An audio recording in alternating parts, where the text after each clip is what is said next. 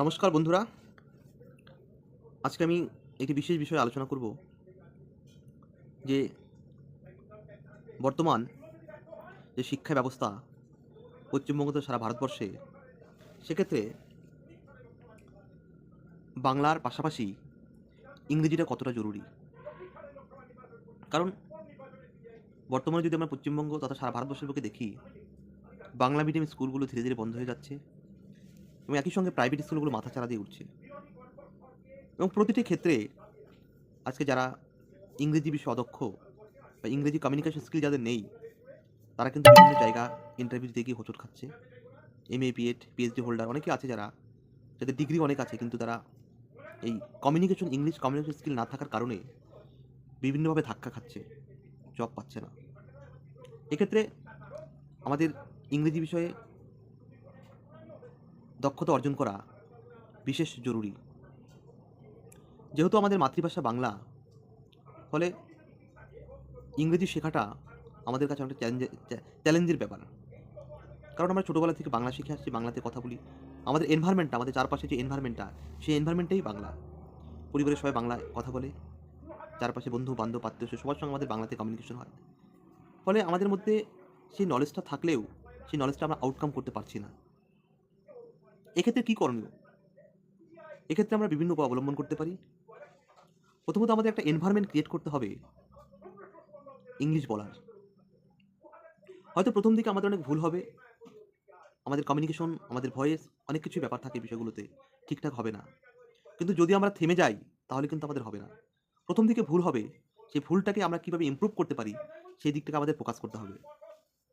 এবং প্রতিদিন আমরা যদি 4-5 মিনিট করে ইংলিশ বলার চেষ্টা করি, এবং এক্ষেত্রে সোশ্যাল মিডিয়া একটা বড় মাধ্যম।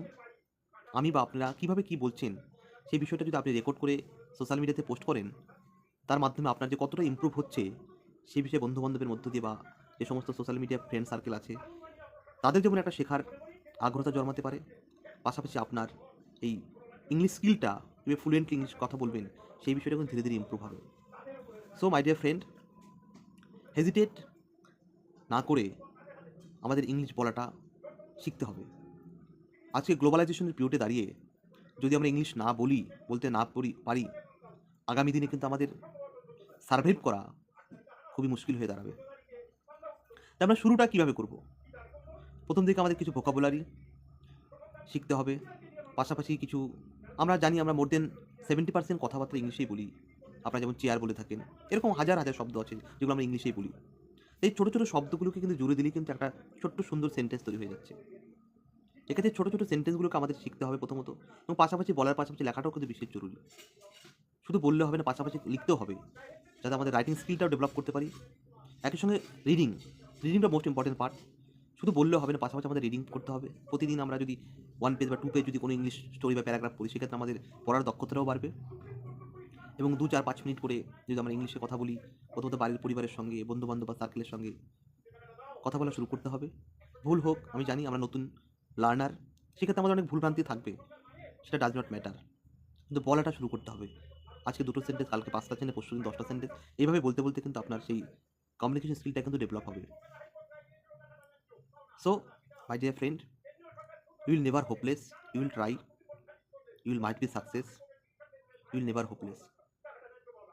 Most of the people are try to speak English, but they were hesitate, what I will do, what people think, people will criticize me.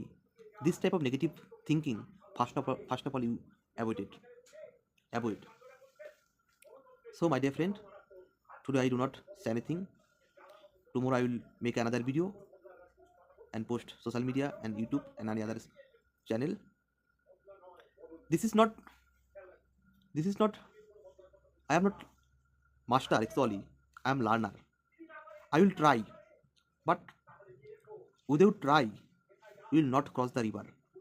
So first of all you will try. I believe that one day you will might be success and you will get a good result. Thank you so much all of you. Take care all of you. Bye, tata.